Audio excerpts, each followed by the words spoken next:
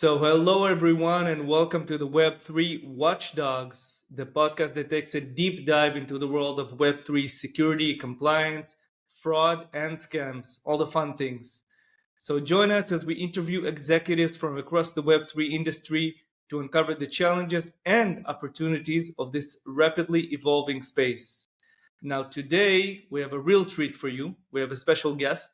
She is one of the most known faces in the crypto compliance sphere. If you went to one of the conferences in North America, but not only, you probably saw her either on stage or running between the different booths at the venue. So I would love to welcome Liat Shetret, Director of Global Policy and Regulation at Elliptic. Liat, how are you? Hey, thanks, Michael. Nice to see you again. Last I did see you was running around Consensus, I think, in Austin. So I'm happy to join you and join CyVers and Watchdogs. I'm doing well. It's a busy time in crypto, but I guess that's the usual state of norm day to day, right? Yeah, for sure, for sure. Judging from your, social media, you've been very busy running around DC and other places, and we're gonna talk about it in a second. Yeah, thanks. I think usually September, October, November is kind of, highlighting conference seasons, and then we all go back and think about it and write about it and actually, get some proper work done and come back smarter, wiser, combating financial crime together. So I think the industry is in it together. I totally understand. So before we dive in to talk about all the questions, let's start with you. Could you tell us really briefly about yourself, your background? How did you come to work in Elliptic and so on? Sure, thanks. So, title, I'm Director of Global Policy and Regulation at Elliptic. I've been with Elliptic since 2019, which is when I first pivoted to crypto and really came into this space. I came into crypto from a development, national security, financial inclusion perspective, as I'd spent about 15 years implementing capacity building and development and anti-money laundering projects across the Horn of Africa and the Middle East. So I spent most of my time in Ethiopia, in Kenya, Uganda, Djibouti, Somalia, and then cutting to other project areas in Jordan and otherwise across the Middle East, really building out financial intelligence units, collecting financial intelligence, and helping governments connect the dots between pieces of financial intelligence. Chasing dirty cash is really difficult and challenging. And I think at some point it was clear that I was interested in kind of like a shift in mindset. And I was always keen to check out this high tech world that everybody's involved in. And so I made a pivot as an anti-money laundering subject matter expert into crypto. Before Elliptic and while working in all these different kind of odds and ends projects under one NGO, the Global Center on Cooperative Security. It's New York based with offices around the globe. I also worked for a little while for a big bank where I really looked under the hood on anti-money laundering operations. And I think that's when I really started to learn of the importance of compliance engineering and kind of understanding that we can all have really beautiful compliance standard operating procedures as a Word document and a PDF, but it needs to be translated into code. It needs to be translated into algorithms. And that was my first opportunity to kind of learn bank and learn code. I'm not a coder by any means, but it was a really good way to kind of learn about it. Other than that, I am an adjunct professor at NYU, New York University here in New York, where I help students kind of dip their toes into digital assets and get introduced. I'm really lucky to have had students who are ballerinas and real estate agents, and you see a whole lot of different people coming into the crypto space. But yeah, I mean, we can go on and on to academics, but that just gets dreary and old. So delighted to join you today, and thanks again for having me. Yeah, it sounds like you have your plate full beyond what you're doing at Elliptic. So many activities, really fascinating. So it's a great segue to talk about Elliptic. Can you elaborate what does Elliptic do, and let's say who are your main clients, and which activities are you involved in? Sure. So Elliptic is a blockchain analytics company within the crypto ecosystem or the tech stack, if you will. Companies utilize blockchain analytics. Companies like Elliptic to really index the open and transparent blockchain. We talk a lot about the information that's available on blockchains. So Elliptic will index information available on blockchains and essentially assign them with risk scores, assign them with kind of an attribution process connecting the evidence that we're seeing in terms of our own investigations that we conduct to those transactions on the blockchains, essentially helping mitigate risk, identify risk, almost serve as a pre-warning tool, but also as an ongoing kind of transaction monitoring. So we do wallet screening, we do transaction monitoring, we do the deep dive forensic investigations, and our customers really run the gamut, right? So we've got clients that are the big commercial crypto exchanges, the big enterprise ones around the globe. We have a full global footprint across the US, APAC, UK, EMEA. We've most recently just launched an office in the UAE. So we're really excited. That's just, super news last week. And we also have government solutions, which enable regulators as well as law enforcement to trace funds in real time, prevent cash outs, identify potential scams and frauds. And we're really excited to have a solid partnership ecosystem, including colleagues such as yourselves at CyVers. So it's good to join up on the financial crime good guys side. Very interesting. So let's dive into the questions, and I have so many for you, but let's start with something kind of more general and philosophic, right? So the crypto industry, me and you have been in it for a while, so we're old enough to remember that it started off as kind of the Wild West, right? And it was for like libertarian leaning people, it seemed like paradise, and for compliance managers and TradFi people, it seemed like hell, because you could basically do whatever you want. So quite a few malicious players were involved. But then, as it progressed, new companies started to emerge. Some of them addressed the more security-oriented issues. Others addressed compliance and scam and fraud issues, such as Elliptic, for instance. How do you view the industry right now? Have we made significant progress? Where are we on this spectrum between the Wild West and, your traditional finance? Yeah. I love philosophical questions because it really sets the tone up, right? So it's safe to say that we are no longer in the Wild West, right? We've made significant leaps and bounds in the approach to compliance, the recognition that we need compliance. I mean, as a compliance subject matter expert in 2019, when I was looking for a job, it was non-existent. I basically had to write my job description because companies weren't really interested in compliance or looking at anti-money laundering and counterterrorism finance. There's been two kind of key drivers. One is the technology has matured and the ecosystem has gotten significantly more complex, right? The tech is innovated. It used to be Bitcoin. It's no longer just Bitcoin. There's many, many more blockchains, many more crypto assets on the market right now, all very unique, different, presenting a different risk and requiring different risk management. They have different characteristics, anonymizing, enhancing features. So the ecosystem is complex and complicated, requiring a much more robust response. From a regulatory perspective, there's also been a significant maturity process that we've seen. We've seen that regulators have been very busy kind of educating themselves on this robust ecosystem and really putting in place kind of frameworks. We'll discuss that in a little while, I know, but those have been kind of the key drivers to the changes.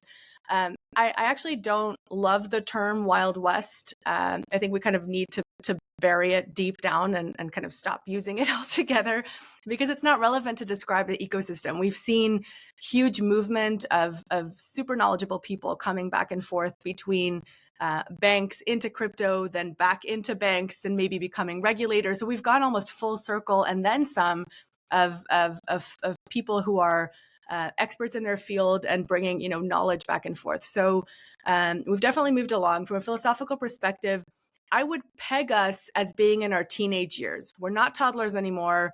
We're potty trained, go team, but we're only teenagers. We have yet a growth process to undergo. And I think that's where we're at. We're in a phase of transition. We're in a phase of growth. It's quick, it's rapid, and we should expect turbulence, as you would from any teen or tween that anybody might be having to deal with at home. as I project my issues in here. But I think that's where we are, and we have work to do. And I think there's a lot of committed companies who are dedicating themselves to a compliance first, regulatory first approach. And that's where we come to concepts of, not all actors are alike, not all assets are alike. So, for that matter, let's do a deeper dive. Let's go down the rabbit hole, try to understand more about compliance and about the dangers and the perils that the industry is facing right now. And you've mentioned words like attributions. People probably heard about OFAC sanctions and sanctioned lists and mixers and money laundering, terror funding, human trafficking, so on and so forth. What I would like you to do, if you could, is to give us kind of a crash course into all those terms. And perhaps we can take one term and go into the sausage factory, so to speak, and to understand how a specific address or entity is attributed as such. If you can give us like a specific use case, so maybe this example would kind of illustrate. Yeah, it's always interesting to think about how so much of the language is a bit of a learning curve, right? Like there's so many terms and a glossary that needs to come with it. But for people who come from kind of a regulation or crypto or compliance backgrounds, a lot of it is really known terms from basic kind of banking as well. So let's pick on say, what you mentioned, OFAC or sanctions, right? So the U.S. Treasury here in the U.S. Will sanction entities as part of that diplomatic lever that they have in order to apply kind of economic pressure on countries, on individuals, and they will make that public. I almost consider it like a name and shame list in which you kind of you see it and you avoid it. So in many instances, OFAC puts out kind of wide country sanctions or are very specific to a particular name or individual. And then the corresponding action that businesses need to take is to really action those addresses, those businesses, any information that OFAC puts out, and make sure that there is no economic transaction, economic gain that is attributed to those entities. So from an Elliptic perspective, we have a drill team on this. Like literally, the minute OFAC has published, new addresses, particularly as they relate to crypto and across different currencies, we validate kind of those wallets and we label those in our tool set and push it out, essentially updating within minutes our tool set, so that anybody who is then screening against those addresses or bumping up against those particular addresses will be notified that those are OFAC sanctioned addresses and should not cash out. The reason that this needs to happen so rapidly is because criminals and illicit actors are doing what they do best, which is chasing liquidity. If there has been they're basically attempting to cash out quickly and cash out as fast as they can. So they're chasing funds and chasing the off-ramp opportunity. How do they cash out quickly? And so the urgency here really is around chasing across swaps, chasing across bridges, making sure that we're able to trace and track those funds so that OFAC sanctioned funds don't get cashed out. It's not just about violating sanctions, it's about keeping the entire ecosystem safe. So banks also have a requirement to do this. Traditional financial institutions, money service businesses, and crypto businesses are all required to follow OFAC sanctions. And it's a bit more complicated with crypto because we've got a variety of different obfuscation techniques that can be used, for example, with anonymizers or privacy coins.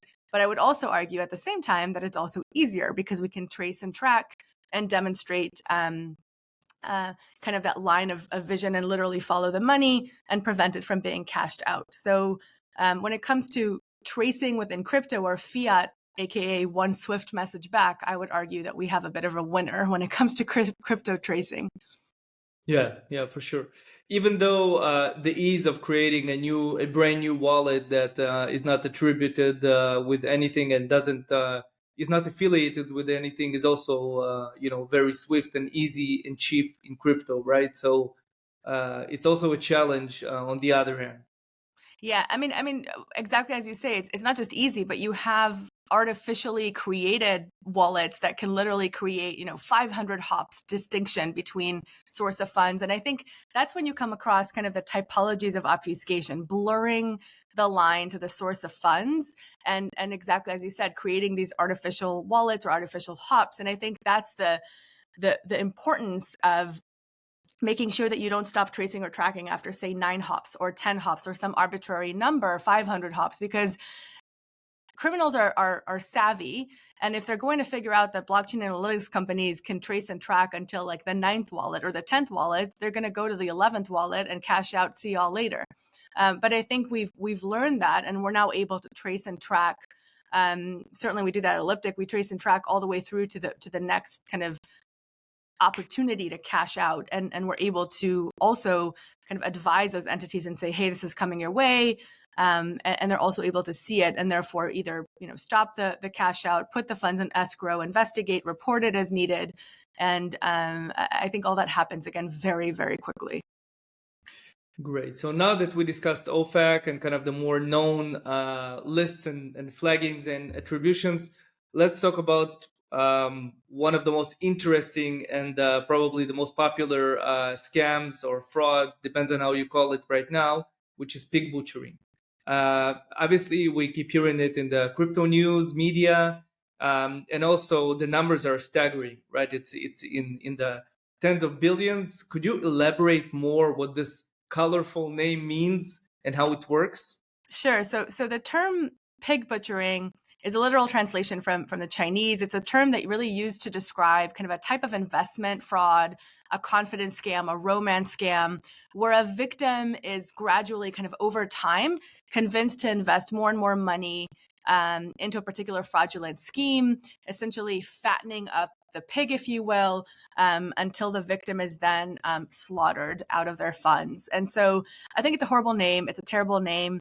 But it certainly describes what it is that is being done in terms of the process and its characteristics, right? So a lot of it is very similar. If we all remember the Nigerian prince that would reach out to us looking for funds, but over time building confidence. I think what's particularly unique and troublesome here is the global phenomenon and the layering that we're seeing between kind of the transnational organized crime cartels and kind of crypto hackers, if you will, that are joining up forces and making this a significantly bigger phenomenon, hurting a lot of people in the process.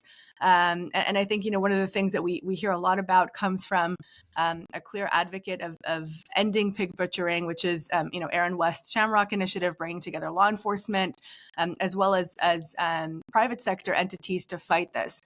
I think what I would walk away with is 2 things. One is this ongoing nexus between criminal cartels and other kind of, let's call it supply chain crypto hackers, launderers. There's definitely a professionalization of that criminal supply chain where you're seeing specialization. Hackers are becoming, significantly better at hacking. Money launderers are better at laundering the funds. So everyone is specializing. There's a logistical chain there. And I think as we look to fight it, we need to be seeking out those weaknesses in that kind of supply chain and understanding how to undermine it there. I think the other element, sticking to the opportunity side of this Watchdogs podcast, is the idea that you're really seeing collaboration and information sharing between law enforcement and the private sector going to a whole new level of private-public partnerships. And it's really nice to not just talk about that buzzword, but see it kind of put into action, particularly as, again, pig butchering is something that affects our mothers, our fathers, our grandparents, lonely divorcees that are kind of sitting on a bit of money and looking for a relationship or an intimate connection somewhere. So I think one thing that we need to really bury about pig butchering is this concept of shame that comes with it, where victims may not feel comfortable reporting. It's a fraud, it's a romance scam. Let's help make these people whole.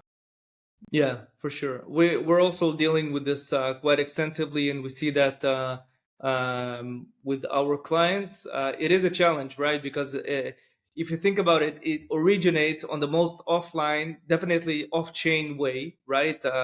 Perhaps some sort of a text message, phone call, and so on.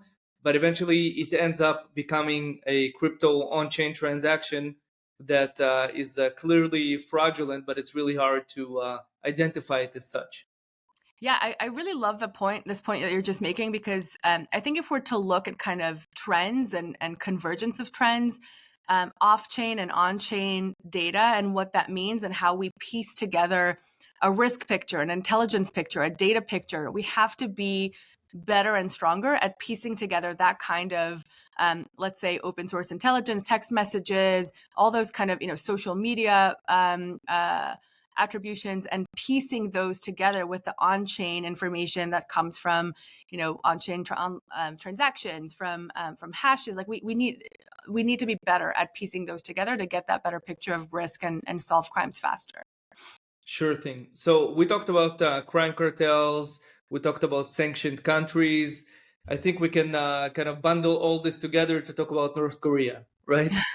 That's the I natural point. I mean, where else That's would the you go natural. than end up in North Korea, of course? For sure. I actually read your typologies report for 2024. Thank you. Yes, you sent it to me, so I had to. I did. Uh, Go me. No. so one of the things that you addressed is obviously the involvement of North Korea. We all know a rogue country, and it's super interesting. Also, there were quite a few articles recently about how they are planting employees in different companies, mostly in DeFi companies, because it's fully decentralized. You don't even see the person when you're hiring him or her, and eventually they end up either stealing funds, stealing data, or planting some sort of a malicious code.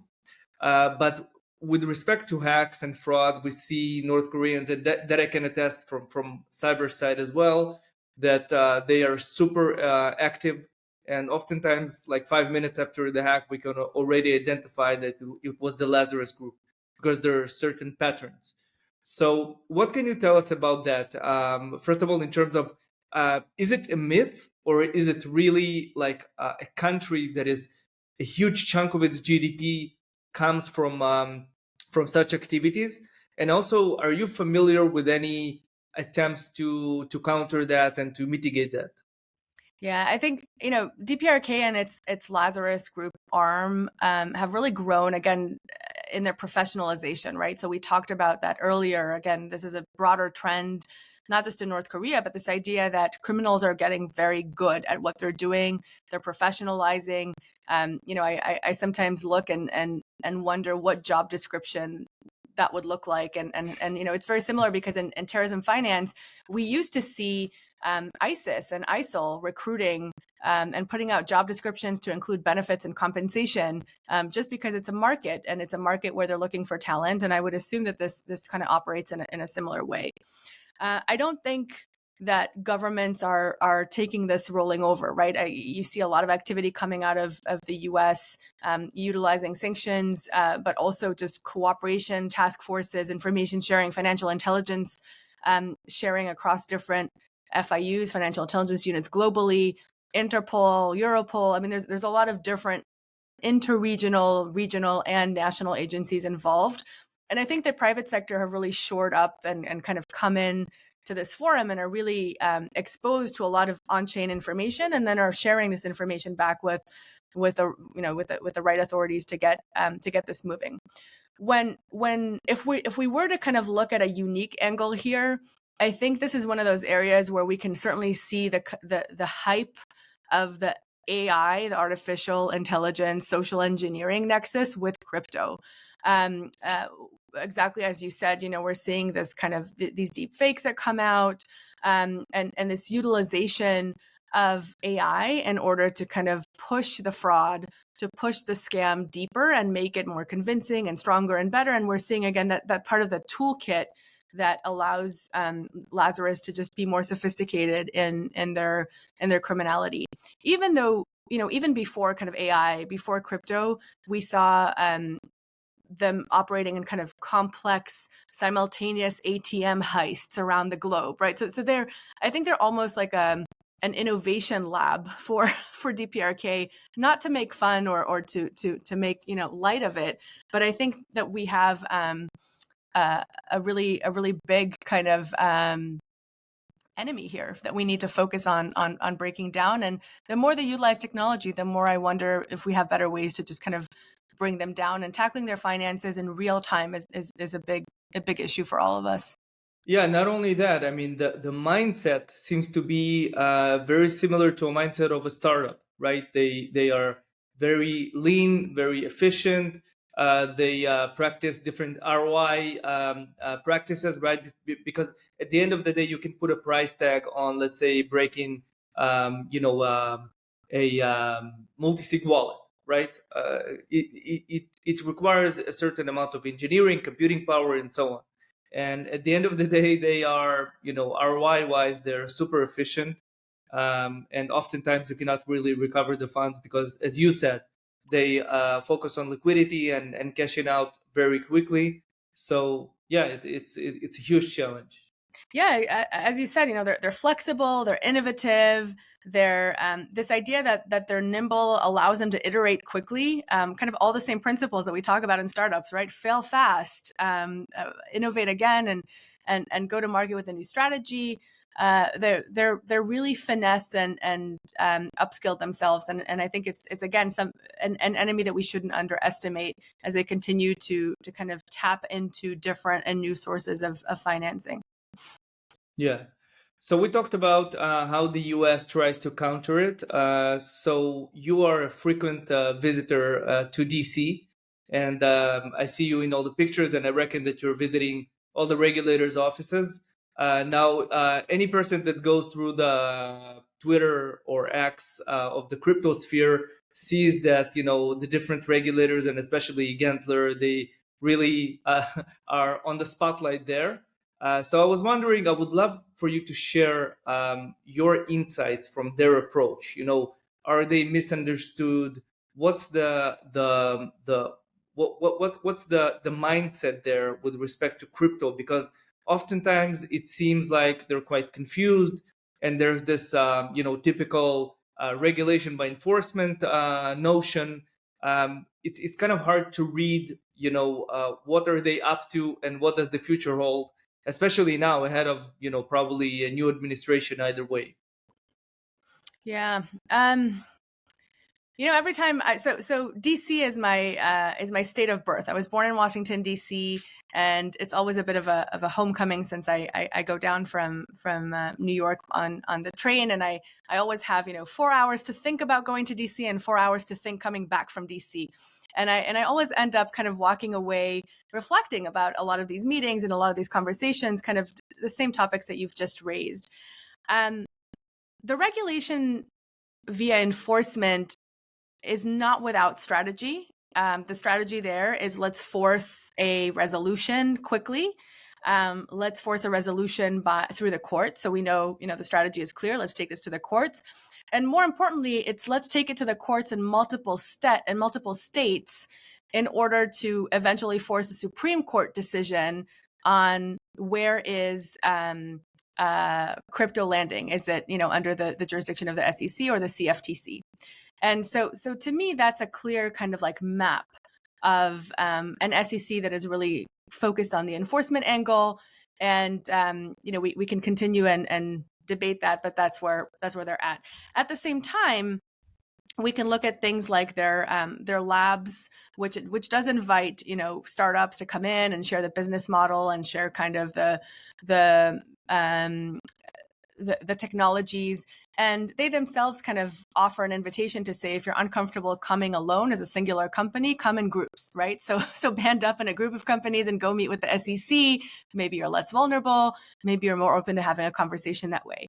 I think despite, this kind of issue around securities or commodities, I think that the regulators, particularly in the US, are not a monolithic, and they're not in a singular mindset. Even within the SEC and other agencies, for sure, you see a different level of openness to learning, to understanding the technology. We see a lot of great, information and partnership coming from other agencies. I think the ones to really focus on at this point are the state regulators, and to focus on what the state regulators are doing, and in essence, building out what will maybe become a federal model. And so oftentimes we kind of look at New York and the New York Department of Financial Services and their bit license regime, and we look at what it is that they're pushing out into the market and their stringent requirements for what it takes to, be licensed, to be registered, to be regulated. And in a way, it's almost an interplay between the federal and the state to see how that comes to an end. I think more globally, though, from a regulatory perspective, there are a lot of discussions that are now converging between kind of cybersecurity and crypto and AI. Stable coins is a huge, topic at the moment because that's seen as the clear on and off ramp of fiat. So the banks and the traditional financial institutions are now being brought into the crypto conversations, whether they like it or not, whether they custody or not. So the number of stakeholders now discussing crypto regulation is higher more than it's ever been, and that's only likely to grow, where this nexus of, crypto and fiat are coming into play. That poses risks, but also, opportunities. And I hope that our regulators, particularly those that are pushing sandboxes and tiered licensing, those are kind of like, two of the really big opportunities that regulators have to learn and iterate quickly and put in place a solid framework. The challenge is that the countries are doing different things. So if we're looking at money that's crossing borders, that's really tough to then regulate because the regulations are going in kind of completely different directions. So for me, I'm really watching what's happening in the States. I'm watching what's happening in the directionality of the regulation, because the challenge is, again, this cross-border, financial hub issues, and trying to help bring all those onto kind of a similar page, or at least reading the same book. Yeah, that's the contradiction here, right? You have a regional legislation and regulation for an industry that doesn't know what a region is, right? Which is borderless and decentralized and so on. So this contradiction is really challenging. Exactly. Yeah. So final question that I have to ask you, and actually it's closely related to the previous one. We're quite close to the US elections. Nobody knows who's going to get elected and what the consequences are going to be, especially for the crypto industry. Either way, we're going to see obviously new people being nominated and new leaders of the different regulatory bodies. But what really sticks out, and what, in my opinion, is really interesting, is the fact that all the candidates, and even the ones that are already, have left the race, were so involved in crypto and tried really to speak to the crypto audience, right? So I remember when we met in Austin, we went to Consensus. So you had this RFK truck parked outside. He came to the conference. He spoke there. I haven't been to Nashville to the Bitcoin conference, but I know that Trump was there and spoke there. Trump also issued an NFT and is going to issue a token. And even Kamala Harris has addressed crypto recently, said something vague about building a more more free network, a free a framework for interacting with crypto. So it seems like it's maybe not the topic, but it's one of the major topics right now, and maybe this can shift voters either side. Do you agree with me on that one? Yeah, I'm going to be very careful here because it's just this morning. You open up any kind of U.S. media source, and the polling is saying that either of them have a 1 in 2 chance of winning, and you're just kind of like, okay, no kidding, we got that. I think crypto is definitely on the global stage now. We saw it come into the global stage initially with kind of like the Russian-Ukraine conflict crowdfunding, and then following in other global events. I think the presidential lines yet are still part of the campaigning, as kind of a slew of other topics that they're addressing, and they're all looking to get the advantages where they need to. I love the Crypto is Purple initiative that just continues to indicate that we should really be clear that crypto should not fall under any partisan lines. It's not Republican, it's not Democrat.